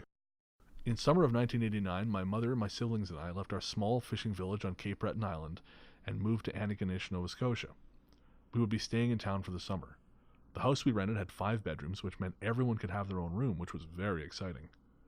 Although my sisters and I were used to sharing a room, we often slept alone while visiting our grandparents or family homesteads, so we welcomed having our own space for the summer. We arrived a day ahead of our furniture, so all 5 of us spent our first night camped out in the living room. The summer seemed like it would be great. The next morning, while waiting for the moving truck to arrive, we began to explore the house. My siblings and I called dibs on bedrooms and played on the deck with a wide railing which was perfect for climbing on. We were used to spending our days climbing around on rocks along the cliffs of northern Cape Breton, so this was not at all scary for us. When the moving truck arrived mid-morning, we all started to help bringing our items into the house. Grabbing some cleaning supplies, my mother said I should place it just inside the door to the basement, as we had in Cape Breton. Up until this point, we had not explored the basement. I never had issues with basements, but as I opened the door, I had the feeling that I shouldn't go down there. Listen to that feeling. Yes. It was unfinished, with dirt and stone walls. I quickly placed whatever I had inside the stairwell and closed the door. I told my mother I didn't like the basement, and she suggested that it was just new, and that I would get used to it. That afternoon, my sisters and I, and that's another example, just, oh, it's fine. Yeah, you're fine. Yeah. Don't worry about it. No. Just ignore that feeling of impending doom and fear. Yeah. No wonder people end up in bad situations later in life, because their parents tell them to ignore their fucking instincts when they're kids. I say this all the time. We have instincts for a reason. If you're in a situation and you don't feel safe, change the situation. Yep, get out. Just do it. Elevator, parking garage, wherever it is you're uncomfortable, find a way to get around it. Find someone to go with you, something. Yeah, and call someone. We started to really, I think, mess ourselves up when we started to teach our children to ignore their instincts. Yeah, 100%. Yeah. No, that was actually something I told the kids when I was doing those school talks. Yep. I tried to work it around. I said, look, listen to your instincts. Yeah. If someone, because shitty people will try and use social norms to keep you complacent and keep you from making a fuss because, I'll be rude. Yeah. Fuck that. Be rude. Absolutely. Get out, call someone, Yeah. get the fuck out of there. Yeah. Listen to your instincts. Better to look foolish than be in serious trouble. Absolutely. Yeah. That afternoon, my sisters and I were playing on the deck. We took turns climbing and walking on the railing. It was my turn when we were called in to help with unpacking. My sisters ran inside, and I began to make my way back to where we were getting up and down. The same feeling I had from the basement came over me. I felt as if I was being pushed and fell off the deck onto my arm. My memory of this plays back in slow motion. My mother recalls hearing me scream, then cry. She suggested I saw a mouse or a snake and was frightened. We rushed to the hospital to discover I had a broken arm. What a shitty way to be welcome to your new home. Kidding. And your mom's like, "Oh no, you didn't get pushed. Yeah, you saw a snake. You saw a snake. You'd remember that." Yeah. Yeah. That night we all slept in our individual rooms. What had been an exciting adventure was no longer so. My mother propped my arm up on a pillow and tucked me in. After she left my room, the feeling I had earlier came over me. It felt like someone was in my room watching me. Frightened, I kept my light on and pulled my covers up over my head. I would eventually fall asleep. Each night, the same feeling came back, and each night I would turn on my light and pull the covers over my head, feeling more frightened than the previous night. One night, a couple of weeks into our stay, after finally falling asleep, I was awoken by the feeling of someone moving on my bed and then touching my legs. Not cool. No, I screamed, waking up everyone. My mother rushed into the room to find me just under my comforter, screaming. She tried to calm me down, suggesting that the cat must have been in my room. God almighty. I had been sleeping with the bedroom door shut. She brought me into her room to sleep where my other siblings had already migrated for the night. Apparently, we all had difficulty sleeping in the house. And still, yeah. Oh, must have been the cat. There's the cat. I hope this mother has a really big therapy fund. She has a lot to answer for. That's right. For the remainder of our stay, my sisters and I decided to share a room. I don't recall any further incidents happening. As the summer came to an end, we moved out of the house and down the road to a smaller community. We had no difficulty sleeping in our new home. Many years later, I found myself back in Antigonish to attend the local university. It's an old Catholic university with a lot of ghost stories. There were a few statues on campus that creeped me out, but I just tried to ignore them. I had no difficulty sleeping in the dorms and found the town to be quite welcoming. As I neared the end of my second year, some friends and I planned to move off campus. We began looking for apartments around town. One of the vacancies had a familiar address. Sure enough, it was that same house. Oh, wow. The feelings from my childhood came back. So strong I couldn't even make it to the front door. Holy cow. My friends went in and looked around. They decided it wasn't a good fit, and we moved on. After we left, the feelings went away. I've asked my siblings about our summer in the house. They don't have any specific memories, just an overall uneasiness of the space. Could that be just the result of being in a new place, or was it the house? I haven't looked into the house any further, but knowing the history of the area, I wouldn't be surprised if there was some sort of energy trapped there. Crazy. Yeah, that's a big old nope for me. Yeah. Forget that noise. And the siblings saying they were uneasy in the space as well. Even if you're not sensitive to things like that, if you're sensitive enough, that may be all it takes, where you just feel uneasy, because that's not a normal feeling. No, I mean, I know people who have generally have zero sensitivity, who are very skeptical. Yeah. Who have still been in places where I know there is activity, yeah, and they are uncomfortable. They don't know that. No. They're just uncomfortable, and they don't know why. Interesting. So that's very much a thing. Thank you so much, Erica, and to everyone else who sent stories in. We're going to have, again, one more Listener Stories episode coming up next month or the month after, because we have a few more we really want to share. Yeah. If you have a story you want to tell us, let us know at ghoststoryguys@gmail.com, and we'll always respond. We always reply to messages. Yep.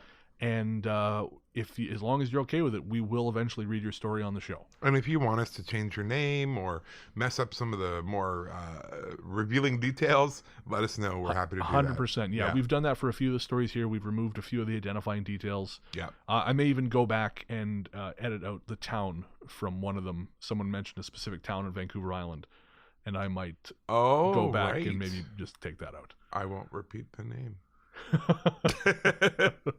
Sounds good. All right, so that's going to do it for Listener Stories. Yeah. Coming up next, we're going to be doing our listener mail, which we haven't done in ages. No.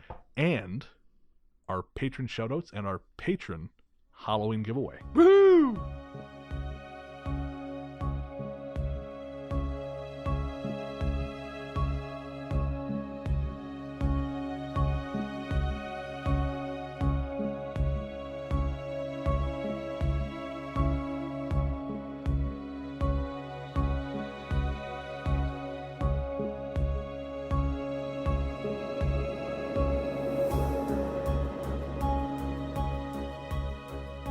Welcome back. Thanks to everyone who sent in your stories. Those were a ton of fun. Amazing. And again, we have even more coming up, which I'm can't wait. Excited about.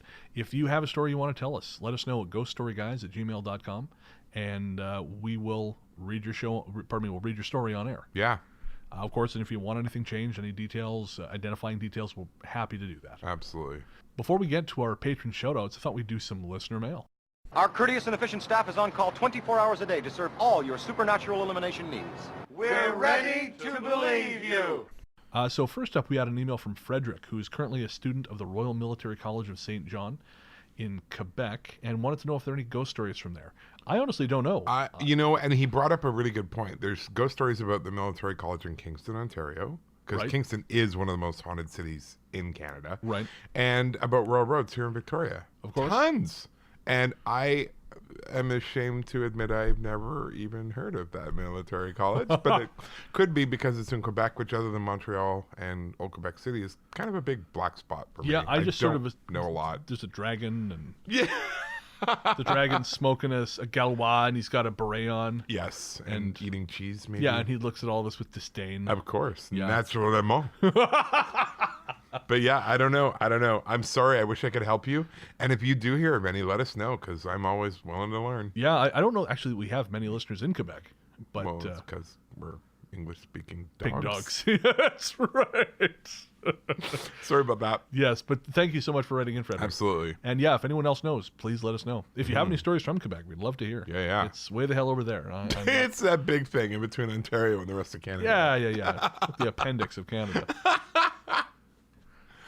We also had a message from Teresa, who said she's been hearing bells and she remembers me talking about something similar. She asked what time of year it was. That was last year around Christmas for me, sort of just January time. Bells. Yeah, I know. Christmas. Maybe the Salvation Army little kettle people. Oh, that explains it. There you go. Well, Yay, no, mystery solved. I know it's them because I steal from them. No. Kidding. I asked for change. Yeah, of course you do. I would never do that. You, however, would. No, I wouldn't. No, you're right. You wouldn't give them any money at all. Exactly.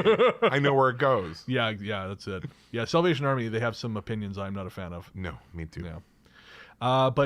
So Teresa, for me, it was January of this year, I guess. It was around that time. I remember it was actually during our break from our season break. Yeah. From the show, I was listening to the Vanish podcast. Right. And started hearing it there. But yeah, you so go. I hope that helps you. We had a really interesting email from Anjit, who has invited us to possibly do kind of a show in a really haunted location here in Victoria, and do kind of a show from there, which could be really interesting, actually. Yeah, we're sort of talking about the details of that now. It would probably be a bonus show. Yeah. So we're just trying to figure out what exactly that would entail. Yeah. Well, it's But- got a ton of its own stories. That's true. Yeah. So maybe that would just be cool. We stories could just from do there. a whole thing on that. Yeah, and- that's true. And maybe some of the other places like it along the road. I don't want to say the name just in case it doesn't work out. Yeah. No free advertising. No, not from us. We're such a juggernaut of advertising. So. Yeah. But thank you for that, because it's a really cool idea, and we're certainly interested in seeing where that goes. Absolutely. We'll be in touch. We've had a lot of people asking about when they can do ghost tours with you, Yes. which is really cool. It is cool. I think by the time this airs on Tuesday, is that right? Drops Tuesday? Yeah, for patrons it'll be released probably Sunday, and then for the general audiences Tuesday. Okay, well, I'm going to be doing them on Monday the 29th, and of course Halloween the 31st. I do the 6:30 and 8:30 tours, and if you want to go with me and you happen to be in Victoria, make sure you come up and say you want to go with Ian, because we do split up the groups most of the time. Yes, and that's at Market Square. Market Square. In Victoria. Yep, on Johnson Street. We had a message from Melanie, who is one of our earliest listeners. Melanie said she loved reading Luke's sneak peek article on Skinwalker Ranch.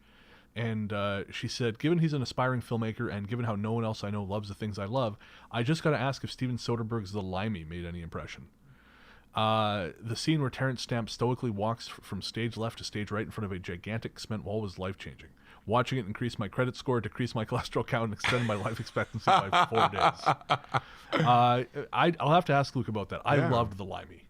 I'm not surprised. I think it came out in 1998 or 99. Okay. But it was a revenge film starring Terrence Stamp as a British gangster who gets out of prison and sets about taking revenge for the murder of his daughter. Oh. It's really great. Cool. I think that's Peter Fonda in a villain role. It's pretty good. Okay. But yeah, I'll ask Luke. And she says, I finally understand Ian's beard. It's in preparation for the end times when Gibbs will return for that second coming. And he's going to drop 15 large as a GST patron. Sadly, the beard is... It is no more. The beard and I got into quite an argument. And I had enough of his whining and demands for pampering and all the special care he required. And I'm like, fuck this. I don't have a dog for a reason. That's right. And so that was the end of the beard, sadly. And I could not be happier. I have to be honest. I don't miss him. Yeah, fair enough. Yeah. I don't miss it either. You look better without it. I look a lot younger, which I need all the help I can get in I that hear department. We had a great email from Travis, who actually sent you a recipe Yes. for, was it cheddar biscuits? Well, there was that, but what I was really talking about was Heath pie. Remember I talked Right, about Perkins? of course. Yeah, And yeah. in Canada, Heath is Score bar. So he actually sent me the recipe for it, which I'm looking forward to trying. That is so cool. It was so cool. Thank you, Travis. If you ever want to send us recipes. Or a pie. Or a pie. Preferably dairy and nut-free. But if it's got to have dairy in it, Ian will eat it. And Probably by mock me. myself in one sitting. Oh, man. I found out that the pie from Thrifty's doesn't have dairy in it. Which... like the cherry pie. Oh, it was a good day. bad news bears. It was a good day. Pint I rode pint to of heaven. ice cream, large cherry pie. Thump. That's right. We had an email from Allison who said she's from Edmonton. We actually have quite a few listeners in Edmonton. Well, it's cold. There's nothing there to do. Oh, God. It's a barren wasteland. It's really not. It's a really cool place. Edmonton's a great city. I'm hoping to take Nick there next summer. Oh, gross. Take her somewhere nice. We have family there. So. Even worse. Oh, you're a monster. You should do what you can to get them out. You're a monster. But Allison says she loves the show, and she says we should check out the abandoned hospital in Westmount, the Charles Camsell. It's right in the middle of a residential area, but it's been shut down and condemned for years. Rumors that there are many people buried in the grounds. So if we ever end out that way, maybe we'll check it out. I'd just like to point out that Allison did return shots fired Yes. when she said my dad was born in Calgary, but I love him anyway. Yeah. Typical Edmontonian, Allison. Keep it up. You're all right, Allison. You're all right with me. She also shared a story, which we're going to share on an upcoming episode. Excellent. We had an email from Jonathan. Jonathan says, I've been a long-time listener ever since I found you guys during Thanksgiving last year. I just listened to your Pittsburgh episode plus the Centralia one. If you ever need a guide of Pittsburgh, I'm willing to help you out. Jonathan, I will take you up on that one day. That's cool. And, I almost ended up in Pittsburgh this month. Yeah, that's right. I was planning on going, and then I had the Revelstoke thing come up. Yeah. So I had to do that instead. And honestly, I probably couldn't have comfortably afforded a flight in the hotel. No way. Flying to Pittsburgh from here, as I learned, is not cheap. No. But I'm hoping to do that next year. So you will definitely be hearing from me. We had a message from Kevin, who is a former born and raised Detroiter. And he says he enjoyed our show on haunted places in Detroit.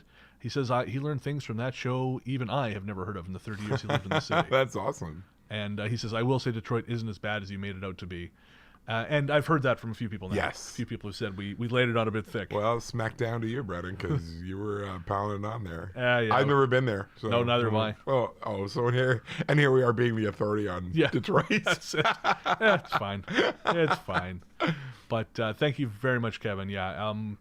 He says he puts us right up there with Art Bell. That's a huge compliment. Wow, Kevin. nice. So thank you very, very much. I hope we can continue to live up to this standard. Definitely. Detroit, yeah, funny enough, I was listening to the podcast Someone Who Isn't Me. Okay. Which is the musician Daniel P. Carter interviewing other musicians he knows. And he was interviewing Wes Borland, formerly of Limp Bizkit, about his new album Crystal Machete, which I think I played a bit for you. Yeah. But anyways, Borland actually lives in Detroit now. Oh, wow. Because they were looking to buy a house, and he was looking at L.A., and he said it was going to cost $1 million just to renovate the house he was looking at in L.A. Right, So right. they started looking around for other places to go, and they ended up in Detroit because property was cheap, and there's a sort of a revitalization happening. Yeah. So I thought that was really cool. Cool. Very cool. If you like electronic music, Crystal Machete is actually a pretty cool album. Awesome. So check that out. All right, so that's going to do it for listener mail. Again, if you got comments, suggestions, anything, send it to ghoststoryguys@gmail.com. Yep. We're going to try and get to more of that on air. We sort of got snowed under with messages, and we weren't quite sure what to do, but we are definitely going to make an effort to get them up there. I put out a call for question and answer. Right. And we only got a couple, but we'll do those now.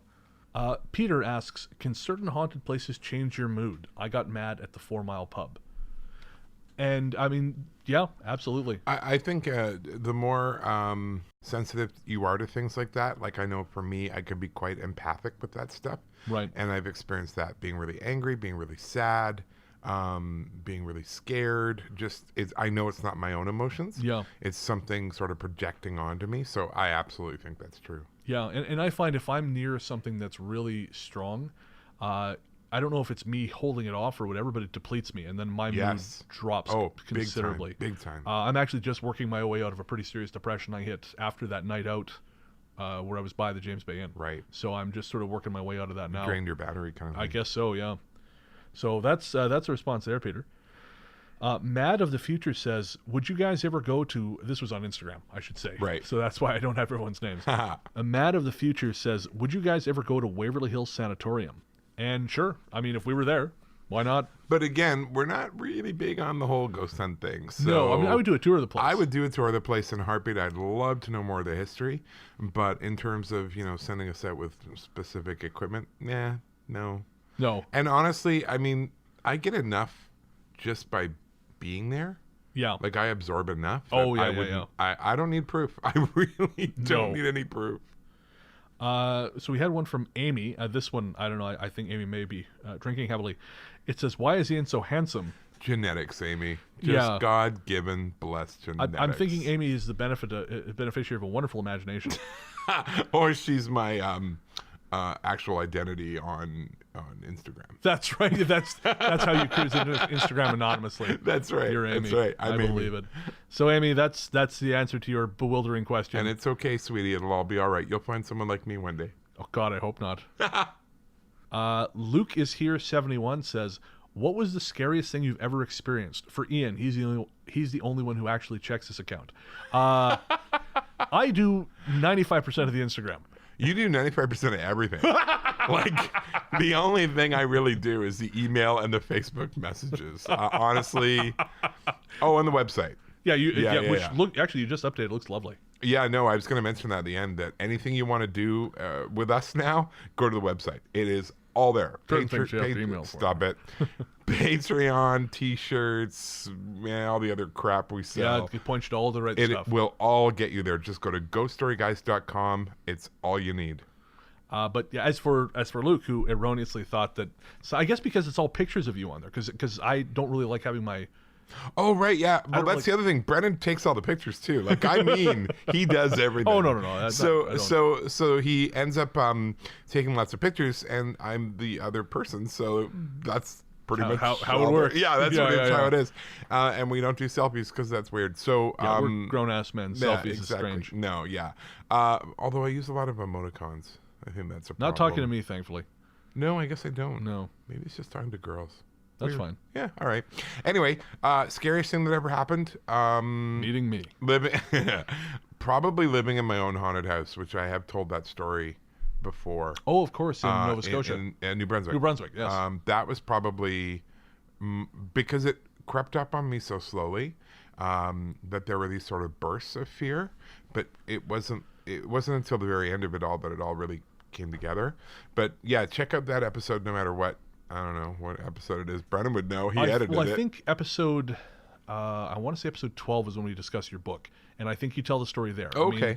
I believe you've mentioned it since, but that's the one for sure I can say I'm pretty sure it's in there. That was absolutely, because it was so long and drawn out and had such an impact. And had veridical proof afterwards. Yes. That's a thing. Was not cool. No, that would throw me. Yeah. For me, my scariest thing, and again, I tell this one on the Shadow People episode, and I think on the episode about my book, episode 7. For me, the scariest thing was being touched by a shadow person. Mm-hmm. Waking up in the morning and having it fall across me in bed. And then being affected by it. And then deeply out, again, depression, being Yeah. deeply affected by it for about 2 weeks. So that's probably the most frightening thing that I can think of. Yeah. I don't know if there's anything much more frightening than having that happen in the daytime, no less. Yeah. Not just that it happened, it was in the fucking daytime. Yeah, no, not cool. All right, and our last question comes from Steve Makes Sounds. And that is the mighty Steve. Oh, that is the Steve. The Steve. Steve says, what is the weirdest theory someone has told you that made some sort of sense? Ooh. There's so many. Yes.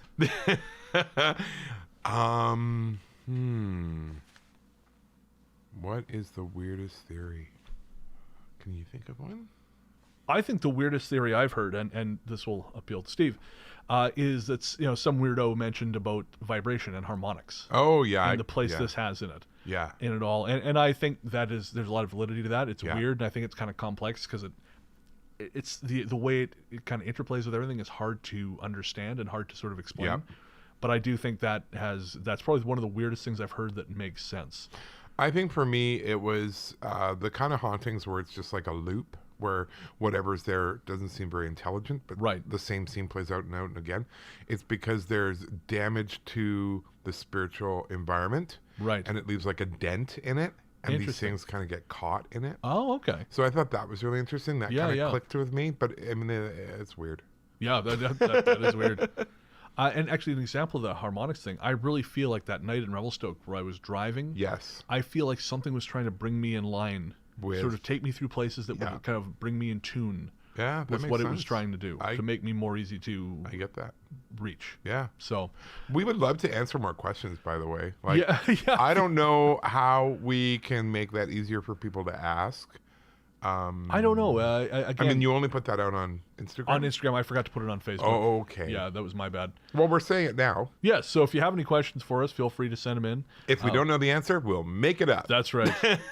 We'll tell you, though, so you don't try and do something based on our stupid answer. Oh, no, we'll absolutely tell you. Yes.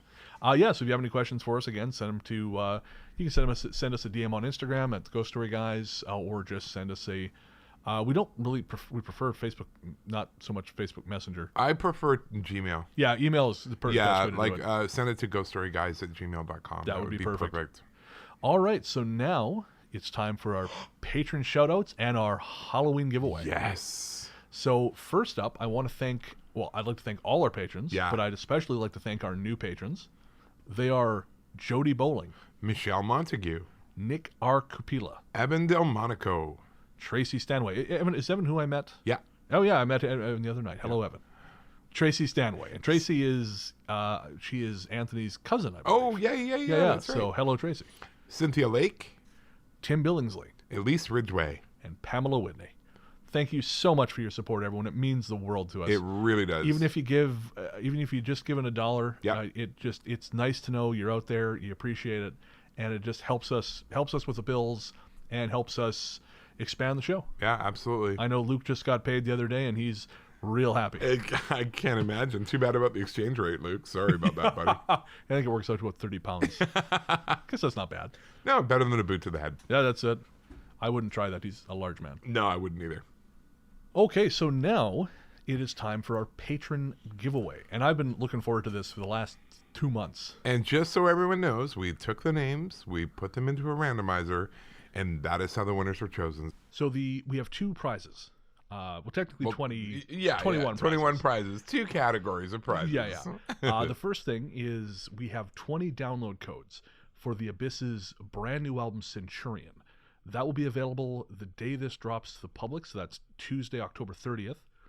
And yes, he gave us 20. I thought it was going to be 25. I was mistaken. It's 20. We're going to draw the winners in groups of 5. Our first group consists of... Bingo must be in the front row. Nicole Mata, Servando Sanchez Jr., Danielle Harris, Christopher Arnold, and Tori Elliott. The Predator herself.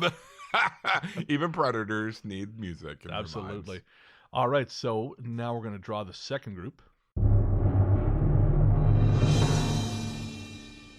Bingo must be in the front row. Mary Soprenant, Hannah Brown, Greg Tuttle, Shannon LeGros, and Elise Ridgway. Our next 5 consist of... Bingo must be in the front row. Chris O'Leary, Catherine Punt, Morgan Young, Jennifer Burton, and Amy Thompson. The last 5 people to receive a free download copy for the Abyss's upcoming album, Centurion.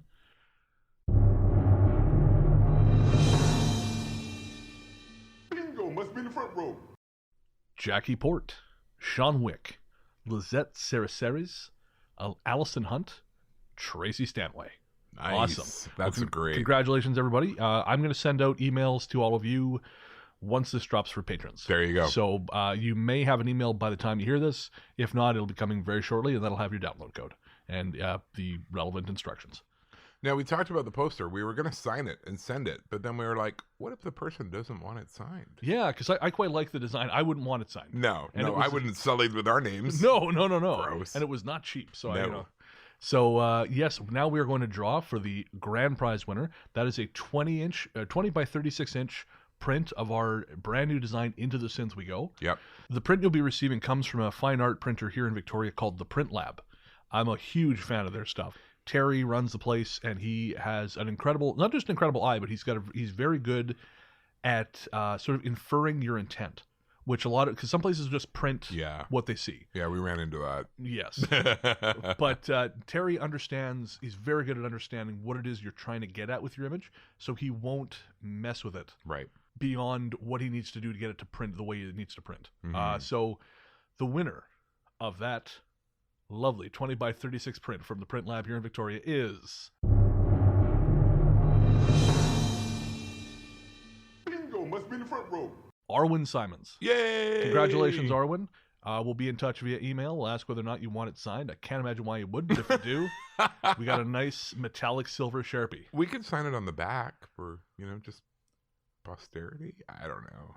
I feel like it just depreciates the value. Anything with my name on it instantly plummets in value. I'm telling you. So congratulations to everybody who won. Thanks to all our patrons for supporting us. Absolutely. And just for being awesome. We appreciate it so fucking much. We are blown away that people do that for us, and 100%. really, really grateful. So thank you. Thank you so much.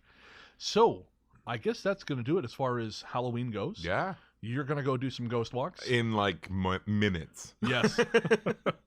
So I would just say, don't forget to rate and review us on iTunes. Yep. Share with your friends. This is how we grow. And we've got, last I checked, over 50 reviews on iTunes. Oh, awesome. So thank you so much, everyone who's done that already. Yeah. And anything you need from us, GhostStoryGuys.com. Absolutely, yeah. If you want to get some merch from our Redbubble or Threadless stores, you want to order an autographed copy of one of our books, go to GhostStoryGuys.com and just scroll down. You'll find all the links to the relevant pages, and you can go from there. Again, if you have any stories or comments, let us... Or questions for us. Or questions, send it to ghoststoryguys@gmail.com. We'll get back to you as fast as possible. I'd like to thank Peter from Podzontommusic for our fantastic intro and outro music. I told Peter the other day that his song has now been downloaded as the front of our show more than 180,000 times. Whoa! Yeah. Nice. So he was pretty excited about that. I bet he And was. him and his wife Mary are expecting their first child. Oh, nice. So Little Russian congratulations. baby. Yes. Very cool. Already tougher than us. I'm probably drinking vodka right from That's the right. word go. So congratulations to Peter and Mary. I believe they're expecting their baby in February. Very cool. So that's great. Good for them. We'll send them a Ghost Story Guys t-shirt. Little teeny tiny one. Exactly. I want to thank our musical guest Hexagram. You'll be hearing that track, There Are No Answers, on the way out rather than our outro music. That is the second song that they've released from their upcoming album Crystal Lake. You can find more from them at Hexagram, that's with 2 X's, not 3, .bandcamp.com, or on Spotify and all the other major streaming services. If you look in the show notes, I'll include a link to their Spotify page. Nice. Again, Crystal Lake is expected to release sometime this winter. So I guess that's going to do it. Yeah. I hope everyone has a great Halloween. Keep it spooky. Keep it real. Keep safe. Keep safe. And we'll be back in 2 weeks with a new episode. And until then, into the darkness we go.